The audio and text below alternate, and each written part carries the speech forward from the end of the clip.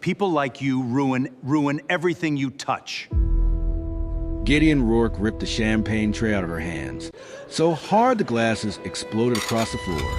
For 100 guests at his gala turned, he was pointing at Imani Cross, the only black server on the floor. She didn't flinch. Spine straight, chin level. He flicked his wine across her face. On your knees. Clean it with your hands. A few guests gasped. Most looked away, forks frozen, eyes down. And when you're done, I'll ship people like you back where you crawled in from. But what Gideon Rourke didn't know was that the server he just called an animal had something black and gold against her spine. And the moment she flipped it open, that smile of his would disappear for good. Damn. But to understand what happened next, you need to know who this woman really was. Let me take you back 12 hours before that glass exploded.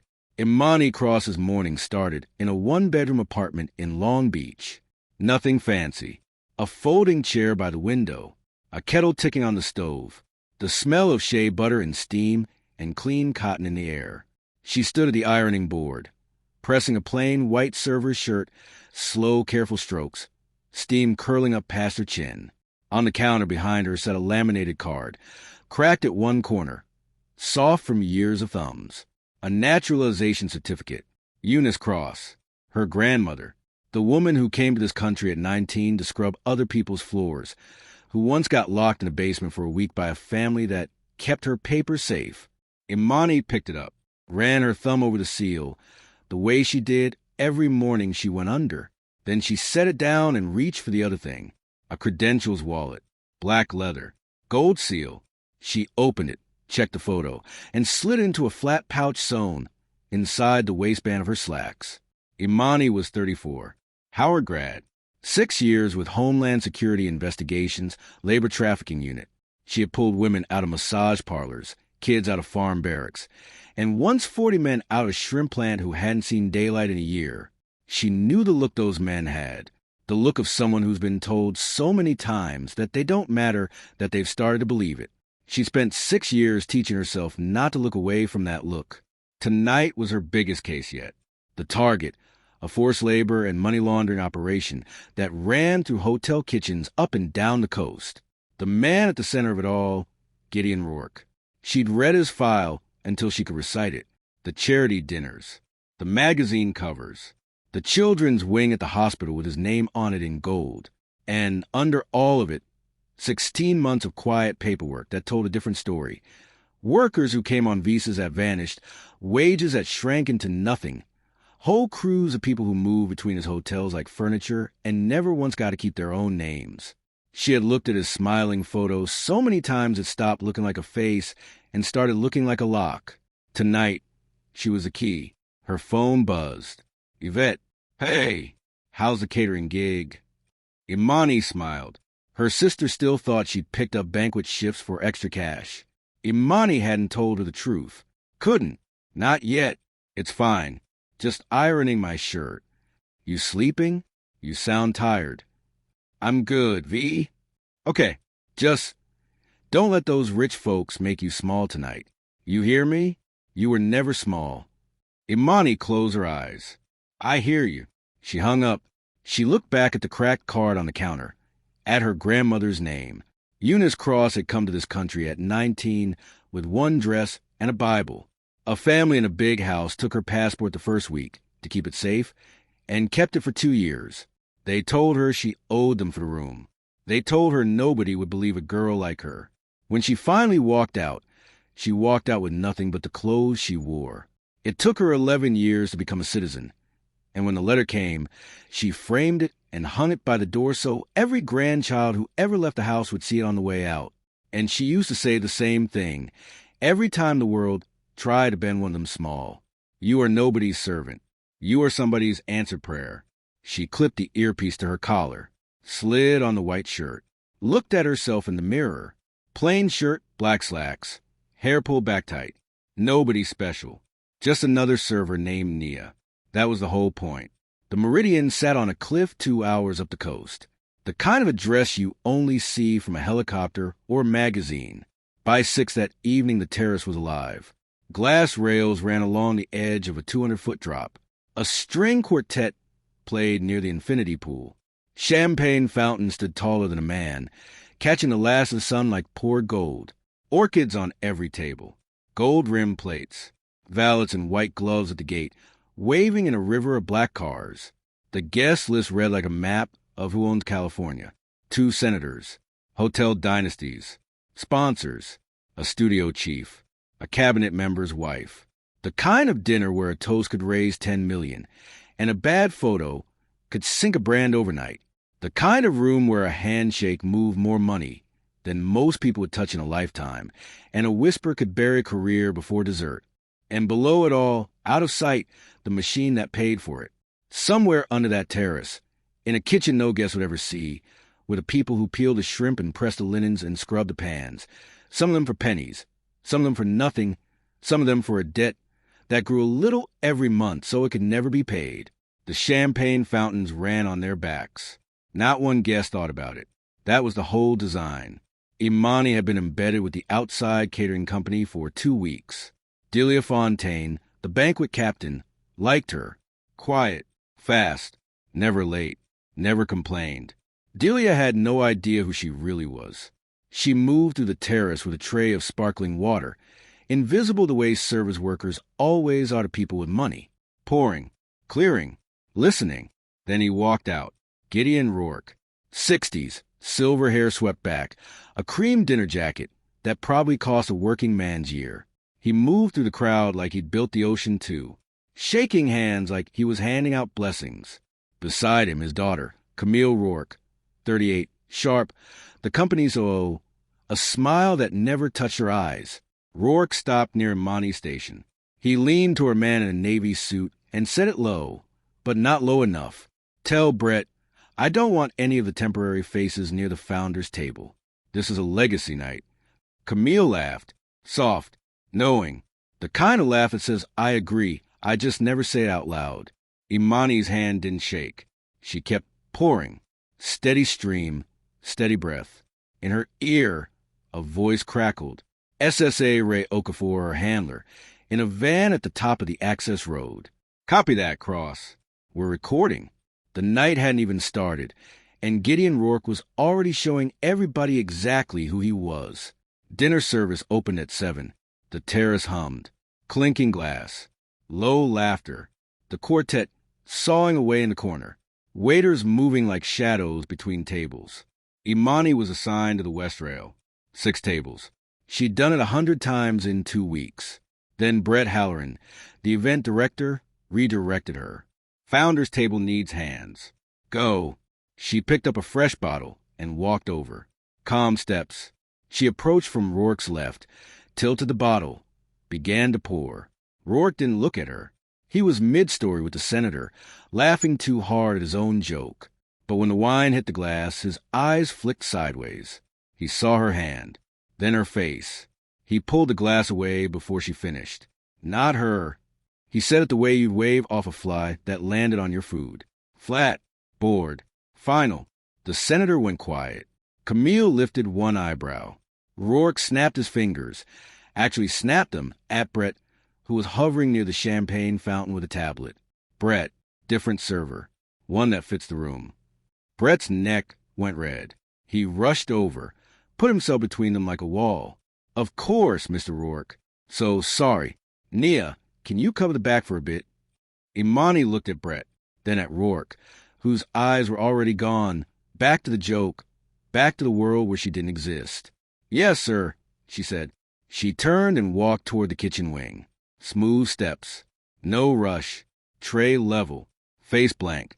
But here's what nobody on that terrace understood. The back wasn't a punishment. The back was exactly where she needed to be. In her ear, Okafor, nice pivot. You're inside.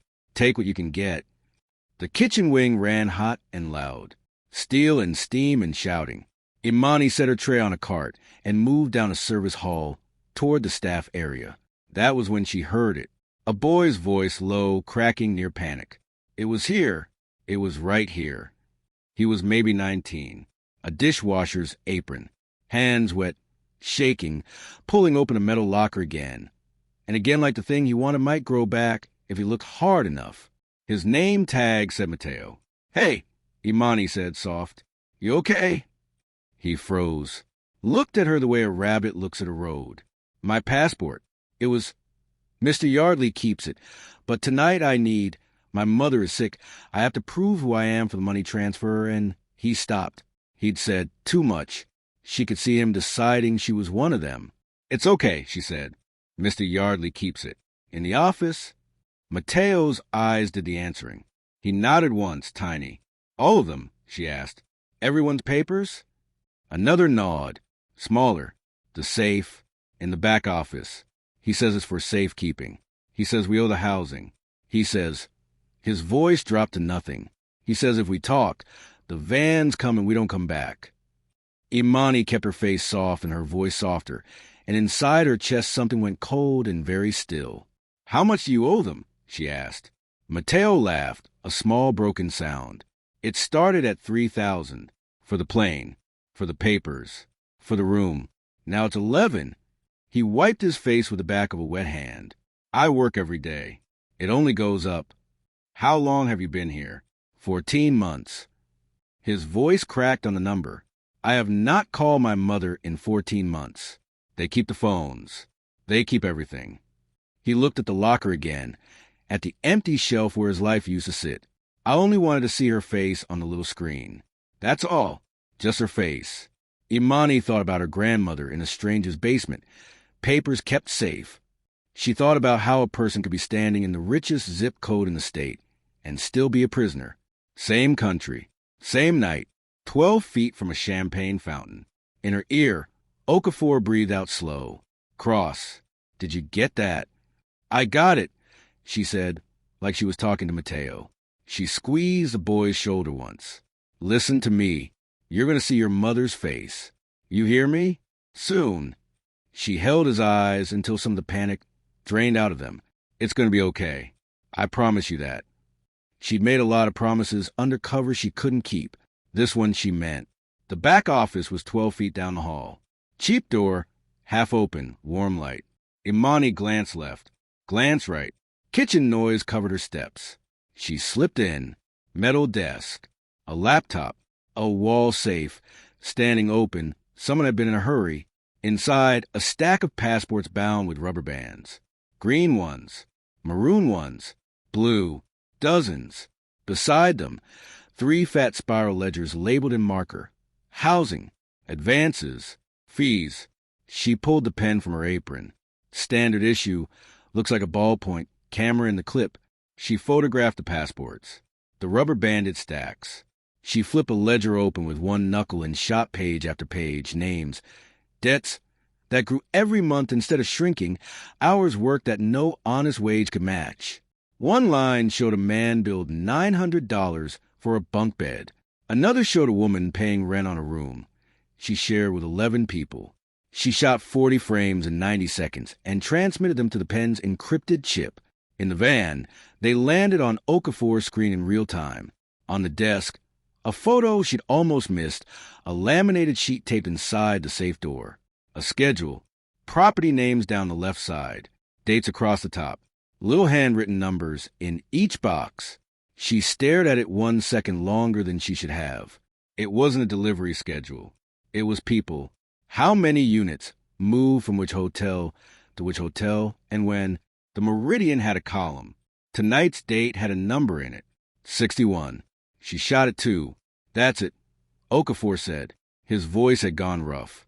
"That's document servitude. That's the transport schedule. That's the whole thing.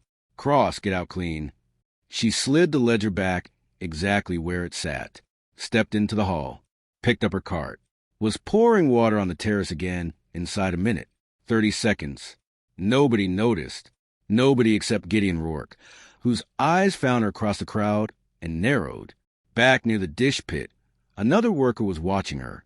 A woman, 40 maybe, folding napkins with hands that moved too fast, the way hands move when the rest of you is scared. Her tag said Rosa. "You talk to Mateo," Rosa whispered, not looking up. "Don't. You'll get him hurt." Imani stepped in beside her and folded a napkin too, like they were just 2 tired women killing a shift. "I'm not going to get anybody hurt." Rosa's eyes flicked to hers, then away.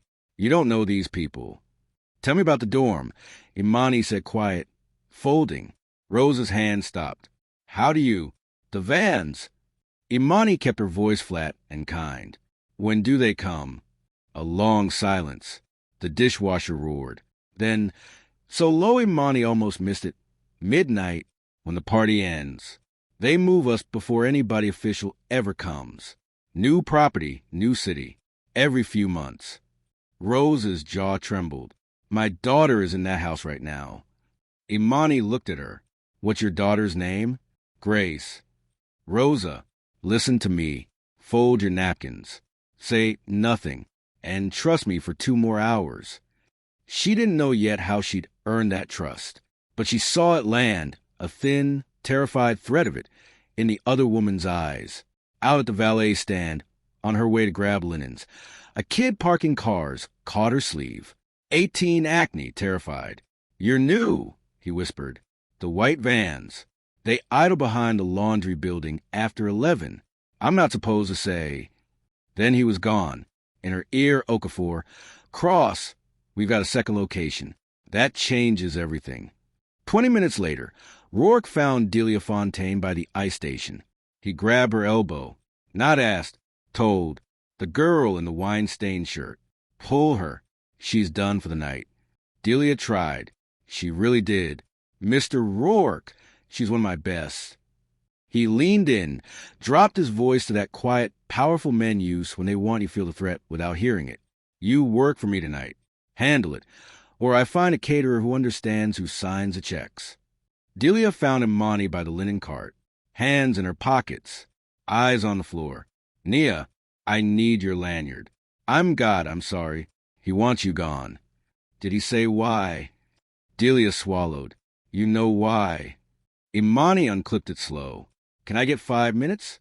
Left my jacket in the staff room. Delia nodded, miserable. Their fingers touched. Hers were shaking. Imani's were steady. But pulling her quietly wasn't enough for Gideon Rourke. He needed a show. Imani was crossing back along the rail, headed for the staff exit, done silent. When he spotted her, he set down his glass. He straightened his jacket, and he walked straight at her. Every step slow, every step performance, until he reached her under the string of cafe lights where every table could see. He grabbed the lanyard right off Delia's cart and held it up like a hunting trophy. This, he announced, not to Imani, to the room, is why I personally approve every vendor. You let in people who don't belong, and the standard drops. Every single time. He dropped it at her feet. The terrace froze. 400 people, forks down. Then one chair scraped back. An old woman at table 3 stood up.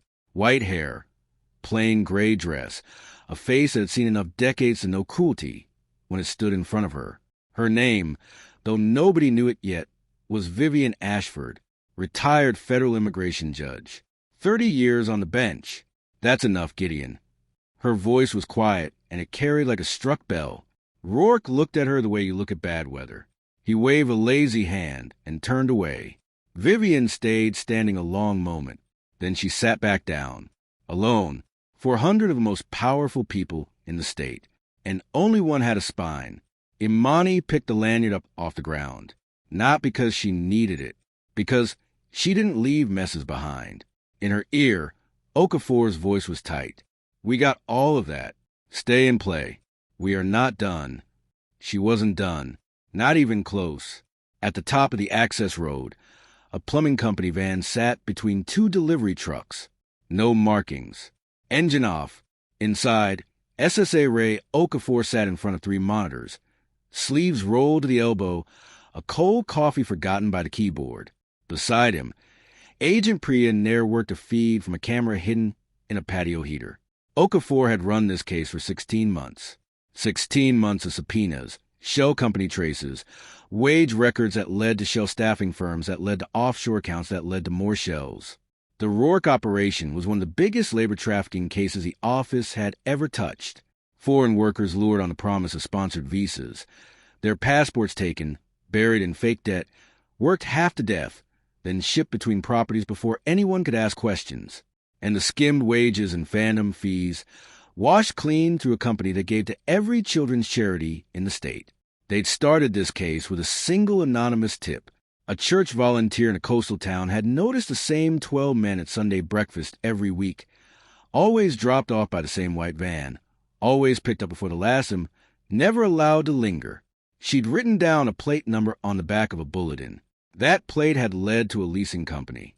The leasing company had led to a staffing firm with no website and no employees on paper. And that staffing firm, followed patiently through a maze of shells over 16 months, had led here, to a cliff, to a cream jacket, to Gideon Rourke. Okafor had almost lost the case twice. Once when a subpoena came back empty because the records had been shredded a day early. Once when a witness got moved to another state in the middle of the night, gone before anyone could knock. Every time they got close, the vans moved and the people vanished. That was the whole trick. You can't build a case on victims who disappear. Imani had done in 2 weeks what a task force couldn't do in a year. She got inside the room, and for the first time in 16 months, the people weren't going to vanish. Not tonight. Cross status. Okafor said, off the floor, near the staff exit. Listen, he assaulted you on camera. We could move now. But if we move on him and not the dorm, those vans roll at midnight and 60 people vanish. I need 2 things. I need Dennis Yardley, the money guy, on tape about the offshore transfers. And I need eyes on that dorm, so we hit both at once. Silence for a beat. He just made me kneel in front of 400 people, Ray. I know. His voice softened. That's exactly why nobody will expect you to walk back in. Imani leaned against the wall. Close her eyes. 1 breath. 2. She thought about Mateo's shaking hands. Rosa's daughter in that house. She thought about her grandmother, locked in a basement, papers kept safe. You are nobody's servant. I'm going back in, she said. That's my agent. Dessert and the toaster at 9. Delia's your way. She feels sick about that lanyard. Use it. Imani found Delia by the walk-in cooler, rubbing her forehead like it hurt. Nia, look, I'm sorry about. It's okay. I need a favor. Let me back for the toast service. 20 minutes. That's all. Delia shook her head slow.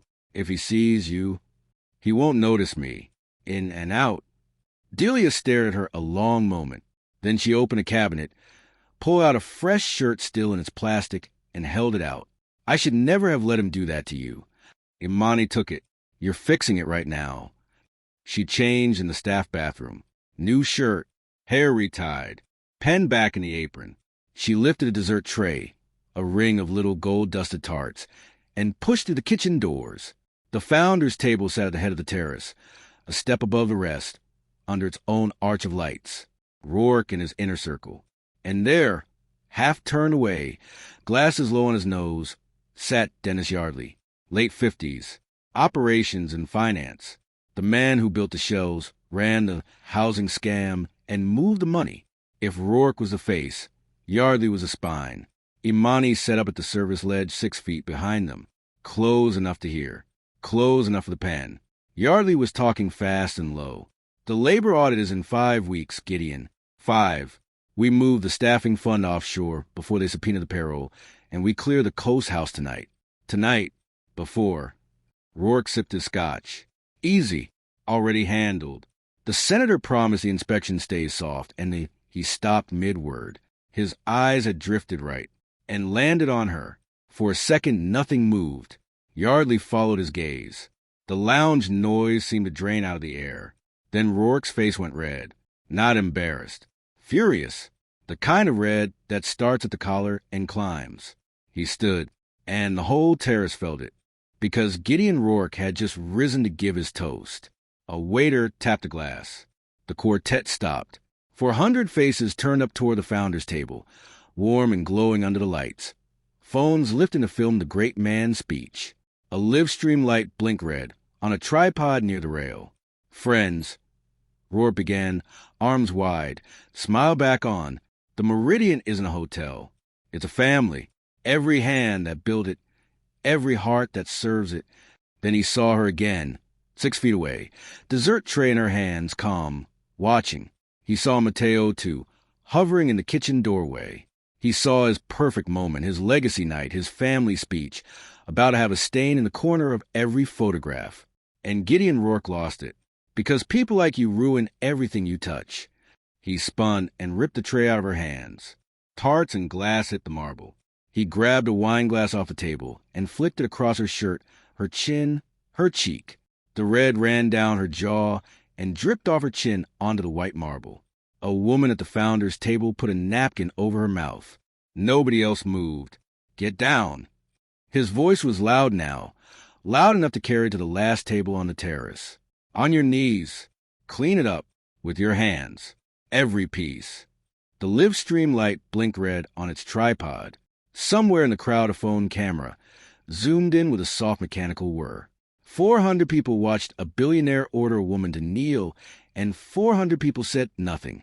He leaned in toward the microphone on his lapel, and he smiled so the whole internet could hear it. And when you're done cleaning my floor, I'll have people like you sent right back where you crawled in from. Every last one of you. He let that sit, then quieter just for her, but the mic caught it anyway.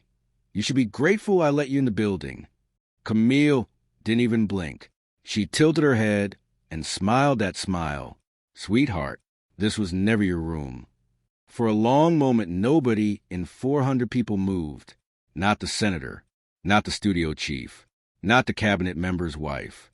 They had watched a man order a woman onto her knees, and they had decided, all of them at once, that the safest thing to look at was a tablecloth. A waiter near the rail stared at his own shoes. A woman lowered her phone, then, God help her, raised it again to keep filming. The only sound was the ocean and the soft blink of the live stream light. Rourke's eyes swept the crowd and found nothing but bowed heads, and it fed him. This was the room he'd built, a room where he could do anything, and no one would say a word. Rourke snapped his fingers at the terrace doors. Security. And check her bag. I'd bet my name there's silver missing. 2 big men in dark suits started across the marble. Slow. The walk built to scare. The first reached for the handbag on her cart. Imani pulled it back. Firm. Controlled. You don't have the right to search me. In my house, Rourke said, I have every right. No, sir, you don't. The second guard hesitated. Something in her voice, flat, certain, like she'd said the words 1,000 times, made him pause. Rourke didn't pause. Open it, or I call the police and report a theft. 400 people watching. Wine on her face. Blood starting on her thumb. 2 guards in her space. A billionaire on a live stream threatening to have her arrested and deported for a crime she didn't commit. In the van, Okafor gripped the desk. We have Yardley on tape. We have the offshore. We have the dorm. Green light is yours whenever you're ready. Cross. Now I need you to really picture this. Wine dripping off your chin. 2 guards in your face. 400 people filming, and not one of them moves. Your knees are wet on the marble. What would you do? Because Imani Cross is about to flip this whole terrace upside down. The guard's fingers were an inch from the strap. Imani didn't step back. She didn't raise her voice. She didn't look at Rourke or Camille or the 400 people on their leather chairs. She looked at the guard, straight in his eyes, and she said one word. Don't. Something in it made him freeze. Not loud, not angry, just certain. The certain of someone who already knows how this ends. She reached behind her back, not into the bag, not into the apron, into the flat pouch against her spine, the one she prepared that morning at the ironing board, steam curling past her chin. She pulled out the credentials wallet, black leather, gold seal. She flipped it open and lifted it into the light, where the last of sunset caught the gold and threw it across the marble. She spoke clearly, not shouting, just loud enough for every soul on that terrace to hear every word. Special Agent Imani Cross. Homeland Security Investigations. Human Trafficking Unit. She let it hang. Mr. Rourke, step back from me. Now. The terrace didn't gasp. It didn't murmur. It just stopped, like somebody unplugged the world. The quartet went silent mid-note. A woman set her glass down so slowly it took 3 full seconds. Yardley's glasses slid down his nose, and he did not push them up, A senator half rose from his chair, thought better of it, and sat back down. Somewhere a phone kept filming, but the hand holding it started to shake. And the guests who, 1 minute ago, could not lift their eyes off the floor, they were all looking now, every one of them, at her and Gideon Rourke, the man who had spent a career collecting other people's papers, locking their names in a safe so he could own them, stood there holding nothing, staring at one ID he could not confiscate. His mouth opened, closed, opened. The smile was gone, not fading, gone. His face drained past pale to gray, the color of wet cement. He whispered it. What? She didn't repeat herself. She pressed 2 fingers to her wrist mic's same calm voice she'd used to say, "You don't have the right to search me." Except now it carried the whole weight of the United States government behind it. Okafor. Green light. Both sites. Move. For 3 seconds, nothing happened. Then everything happened at once. The terrace doors banged open. Agents in dark vests came through in formation, HULS and HSI stamped white across their backs. 2 more came up the kitchen stairs, the same stairs Amani had climbed 20 minutes earlier. Local police flooded the gate. And 200 yards down the hill, behind the laundry building, a second team hit the coast house before a single white van could start its engine. Guests scrambled. Chairs screeched on marble. A glass shattered somewhere. Somebody screamed, short and sharp, then silence. Down the hill, behind the laundry building, the second team found what the schedule promised. 2 white vans, engines cold, back doors open, waiting. And inside a low cinder block building with the windows painted over, 60 people. Some folding uniforms for the next property. Some already carrying their few things in plastic bags, ready to be moved before anyone official could ever come. A little girl named Grace, asleep on a cot with her shoes still on so she could run when the vans called. The agents came through the door and, for one terrible second, every worker flinched, because in 14 months, the only people who came through doors like that had come to move them, or worse. Then a translator stepped forward and said the sentence none of them had heard in this country. You're safe now. You're free. Nobody is taking you anywhere you don't want to go. A woman dropped her plastic bag and put both hands over her face and did not make a sound. Okafor walked up onto the terrace. Tall, steady, badge on his belt. He didn't rush. He didn't need to. He crossed to Gideon Rourke and stopped 3 feet away. Gideon Rourke, you're under arrest for forced labor, human trafficking, document servitude, and money laundering. You have the right to remain silent. Rourke's mouth was still open. Nothing came out. An agent took his wrist. He pulled back on instinct, but there was nowhere to go. The cuffs clicked shut on a wrist that had worn a $50,000 watch 10 seconds ago. Across the terrace, Dennis Yardley set his scotch down very carefully, stood, and started for the side stairs casual, like a man off to wash his hands. Agent Nair was already there. Mr. Yardley. Somewhere to be? Yardley's shoulders dropped. The cuffs went on without a word. Then Camille. She'd been watching her father get handcuffed, like it was happening in a movie. When a female agent asked her to stay put, her composure finally cracked. She clutched her necklace with both hands, and her voice climbed to a pitch that could cut glass. Do you know who we are? The agent didn't blink. Yes, ma'am. That's why we're here. Phones were up everywhere now. 400 screens glowing. In the kitchen doorway, Mateo watched, eyes huge, hands still wet. Beside the dish pit, Rosa pressed a hand over her mouth. Someone had already radioed that the coast house was secure, that the children inside were safe, that a girl named Grace was safe. And at table 3, Vivian Ashford, the only person in the room who had stood up, caught Imani's eye and gave one slow nod. I knew. I didn't know what, but I knew. Imani peeled off the wine-stained shirt. Underneath, a plain black tee. She unclipped the badge from the wallet and fastened it to her belt. Then she walked the length of that terrace, past the champagne fountains, past the founder's table, past every person who had watched her kneel and done nothing. Shoulders back, spine straight, blood on her thumb, gold on her hip. Nobody looked away this time.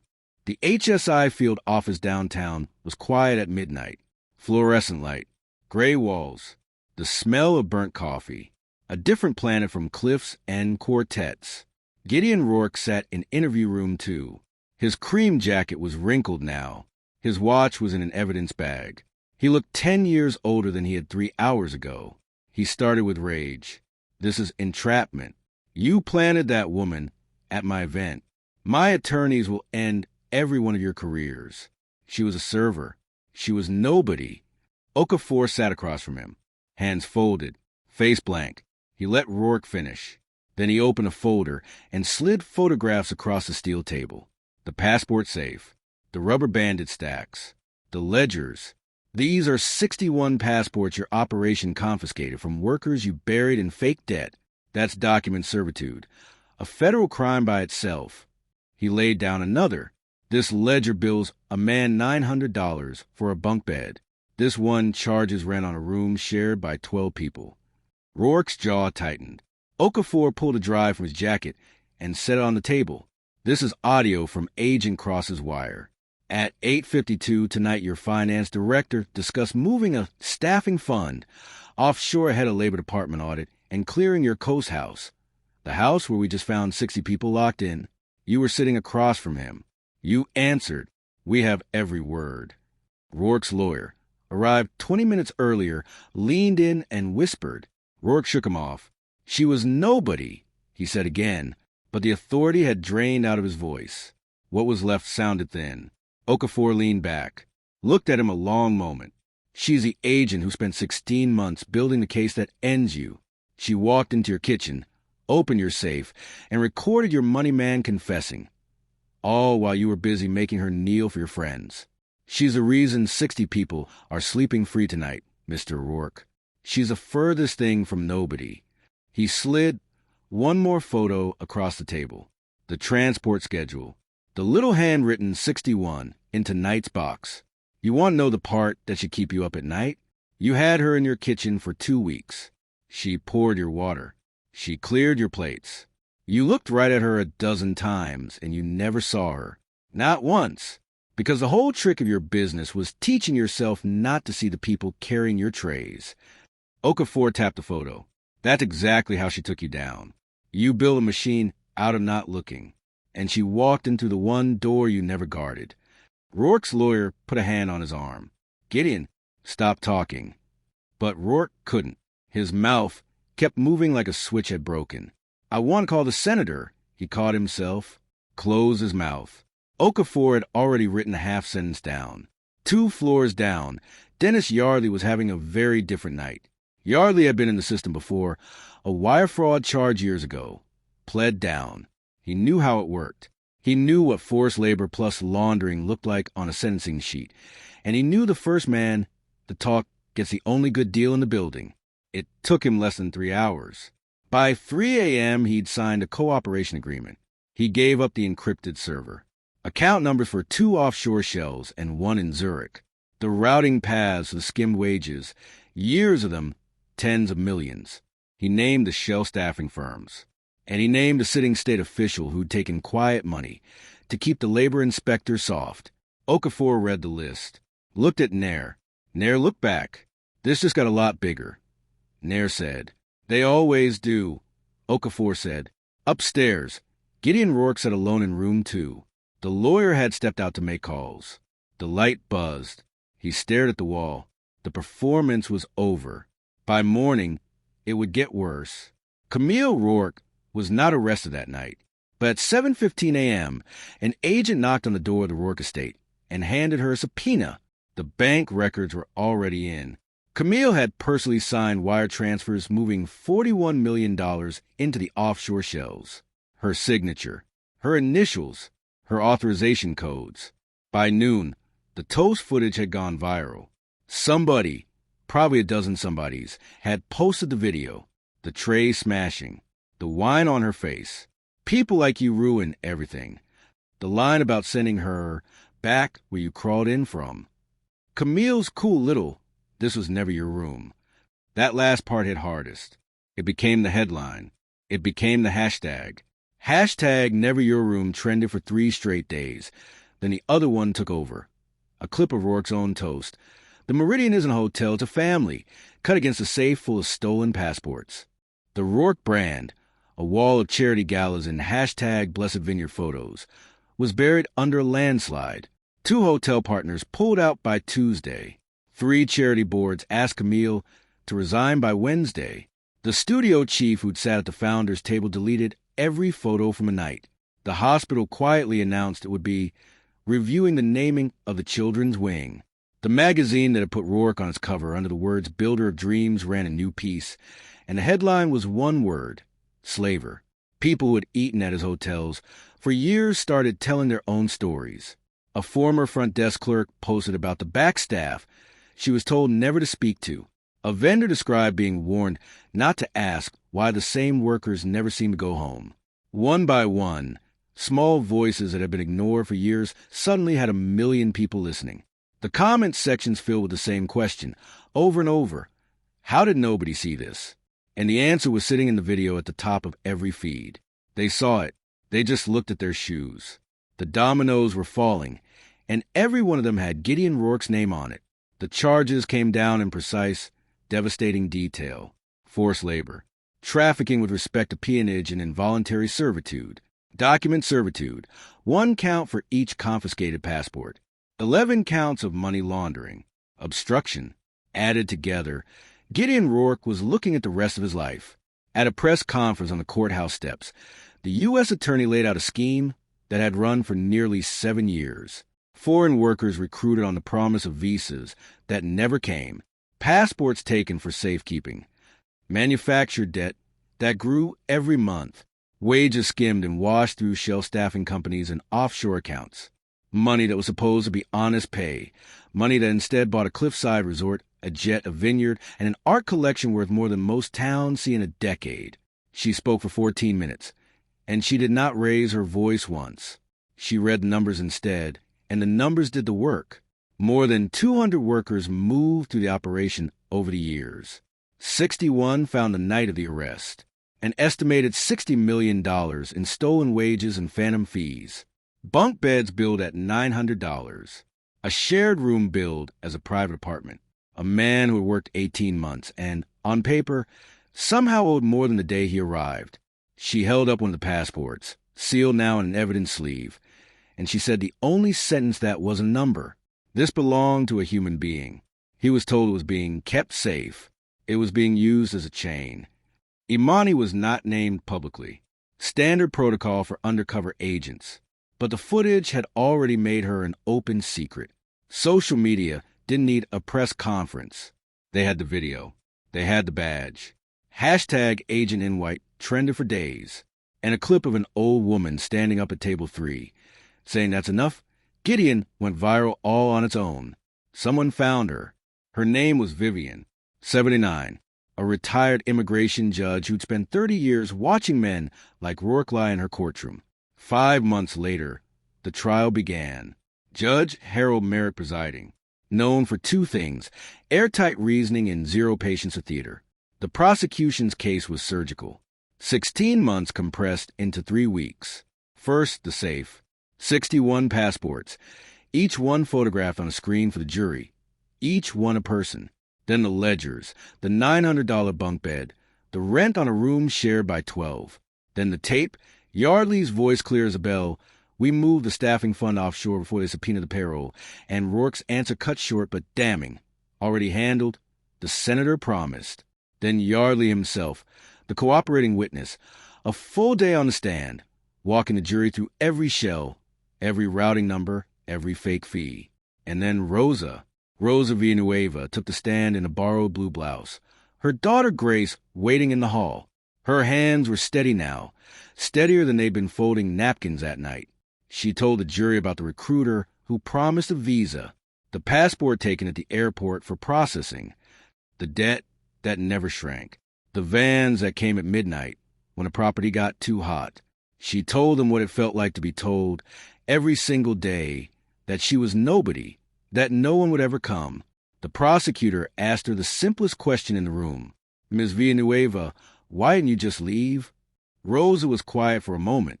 Then she said, "Leave with what?" "They had my passport. They had my daughter's papers. They said if I ran, immigration would take Grace, and I would never find her. when you have nothing and they hold the one paper that says you are a person. You don't leave. You survive. You wait. She folded her hands. For 14 months, I waited for somebody to come. Every night I told my daughter, somebody will come. I did not believe it anymore. I only said it so she would sleep. The jury was very still. But somebody came. Rosa said. She looked at the gallery. A woman in a white shirt folded napkins next to me and told me to trust her for 2 more hours. I had trusted no one for a year, but I looked at her face and I trusted her, and she kept her word. The defense tried everything. They argued entrapment, that the government had planted an agent to bait Rourke's temper. Judge Merrick shut it down. The evidence came from a valid warrant and standard undercover protocol. Then they tried to discredit Imani. The defense attorney stood, adjusted his tie, and asked a question he clearly thought would win the case. Agent Cross, isn't it true that you deliberately provoke my client's temper, that you use his prejudice as a weapon to gain access to restricted areas? The courtroom went still. Imani sat in the witness chair in a navy suit. No apron, no tray, no wine on her face. I didn't trick him, she said. I walked in looking like the people he preys on. His prejudice did the rest. The gallery stirred. Someone in the back whispered, "Oh my God!" Merrick didn't have to call for order. The quiet came back on its own.